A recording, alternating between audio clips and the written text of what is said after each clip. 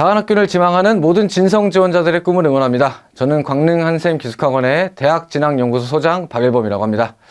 자, 이번 시간에는 지난 시간에 해군사관학교와 공군사관학교 모집요강 분석에 이어서 이번에는 이제 육군사관학교의 모집요강을 차근차근 하나하나 뜯어보겠습니다. 육사의 전형에 대해서 잘 모르고 이제 관심을 갖기 시작한 친구들이라 할지라도 이해할 수 있게끔 세부적인 것까지 예년의 흐름과 더불어서 상세하게 설명드릴 예정이니까요. 좀 잘 보시면 올해 입시 요강에서 어떤 부분에 좀 포인트를 맞춰봐야 할지가 명확하게 잘 푸실 거다라고 예상이 됩니다. 자, 그럼 일단은 모집 인원과 경쟁률에 대해부터 시작을 해볼게요. 자, 올해 육사의 모집 인원에는 약간의 변화가 있습니다. 자, 작년에는 총 330명을 뽑았고 올해도 330명을 뽑는 건 똑같은데 다만 남자 여자의 숫자가 좀 달라졌어요. 작년에 여성이 44명을 총 선발했던 거에 반해서 올해는 46명으로 2명이 좀 늘어 있습니다.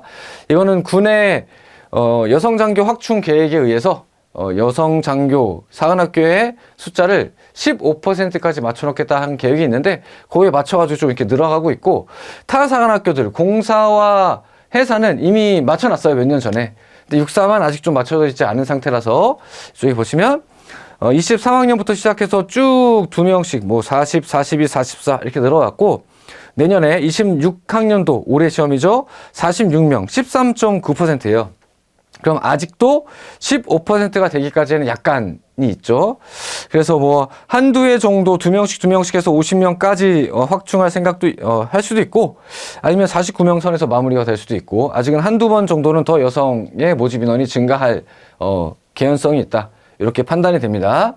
자, 인문과 자연의 비율 변화는 사실 근 2, 3년간 큰 변화가 없었고, 사관학교 중에서도 육군 사관학교는 문과를 조금 많이 뽑는 편이에요.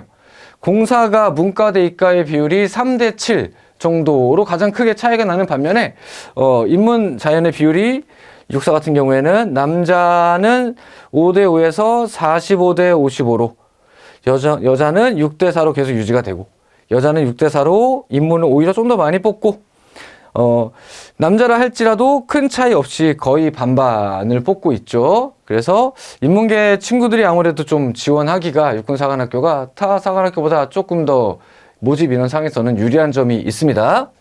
자, 큰 변화는 없지만 여자가 2명 늘어있는 상황이다.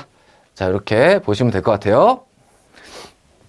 자, 작년과 이제 올해 큰 화두 중에 하나는 육사 입시의 가장 큰 화두는 새로 신설된 전형인 미래국방인재 전형이죠.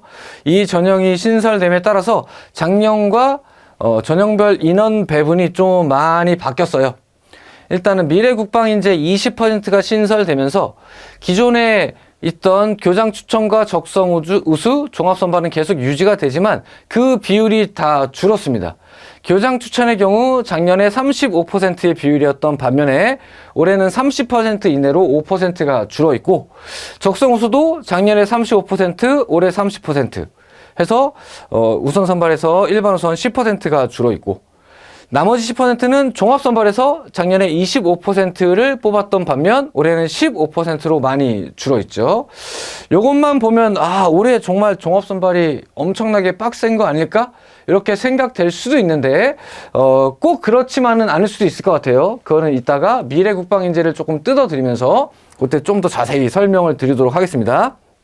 자, 그래서 작년에 인문계열 129명을 뽑던 거 128명, 자연계열 157명에서 156명. 한 명씩 줄었는데 그건 이제 여성 쪽으로 간 거죠. 2명이 빠졌으니까.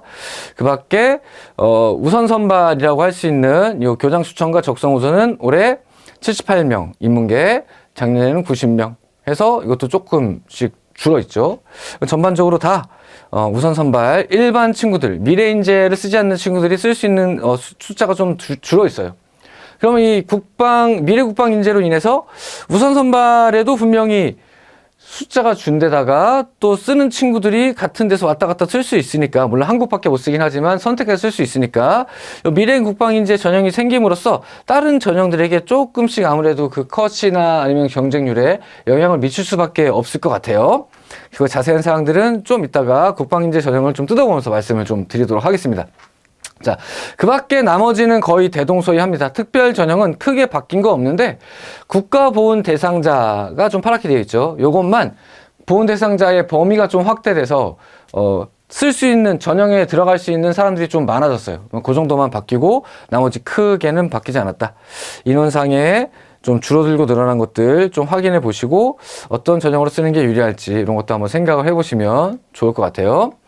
자, 특별전형 중에서는 농어촌과 기초생활수급자, 차상위 계층, 요 고른기회 전형은 사실은, 해당자가 굉장히 많기 때문에 일반 교장 추천 전형으로 쓰는 게 유리할지, 요 고른기회로 쓰는 게 유리할지 사실 해마다 좀 다른 경향이 있어서, 올해 무조건 이게 쓰는 게 좋다 이렇게 추천드리기는 힘들지만, 재외국민 자녀나 국가보훈 대상자는 자기가 해당이 된다라고 하면 무조건 쓰는 게 유리하다. 이렇게 말씀드릴 수 있을 것 같아요. 개괄적으로는. 자, 그러면 올해 국방인재 전형의 신설로 인해서 전형별 모집 인원의 변화를 다시 한번 좀 둘러보겠습니다. 교장 추천이 5%, 적성우서가 5% 감소하고 종합선발 10% 감소해서 확충한 20%를 미래국방인재 전형으로 신설했다.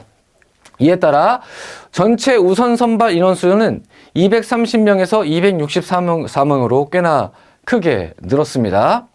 다만 미래국방인재 전형이 1차의 내신, 즉 학생부를 보고 5배수, 8배수, 남자 5배수, 여자 8배수를 걸러내고 그 다음에 수능 최저가 3합 8인데 이게 낮지는 않거든요. 3합 8에 해당하지 않는 친구들은 그만큼 결혼이 생긴 거를 종합전형으로 이월한다 라고 하는 전형이기 때문에 사실은 3합8을 마치지 못한 친구들 중에 일부 혹은 상당수가 종합전형으로 넘어갈 것이라고 생각이 되고 종합전형이 올해 15%보다는 더 될 거다. 지금 82에서 48 거의 반감되게 보이기 때문에 올해 육사 정시는 기대할 바가 없겠어 혹은 컷의 상승이 매우 크겠어 라고 생각할 수도 있겠지만 사실 어느 정도의 상충 효과는 있도록 미래전형 인재, 국방 미래 인재가 설계되어 있다. 이런 거를 팁으로 좀 말씀드릴게요. 자, 교장 추천 줄어들었고, 우선 선발도 줄어들었고, 종합 선발 인원수도 줄어들었습니다. 자, 교장 추천 인원수가 올해 좀 변화했는데, 이 국방 미래 인재 전형이 추천 전형으로 개설이 되다 보니까, 3명을 국방 미래 인재 전형에서 한 학교에 추천할 수 있어요. 자, 그래서 이전에는 작년까지는 고3이나 N수생을 상관없이 최대 5명까지 한 학교에서 육사에 추천할 수가 있었는데 요 일반 전형의 추천의 숫자는 4명으로 줄이고 그 대신에 국방 미래인재 전형의 추천자를 3명을 추가해서 총 7명을 추천할 수 있게 추천 인원수는 2명이 는 것 같지만 사실 일반 전형의 추천수는 하나가 줄어있다라고 하는 것도 키포인트라고 볼 수 있을 것 같습니다.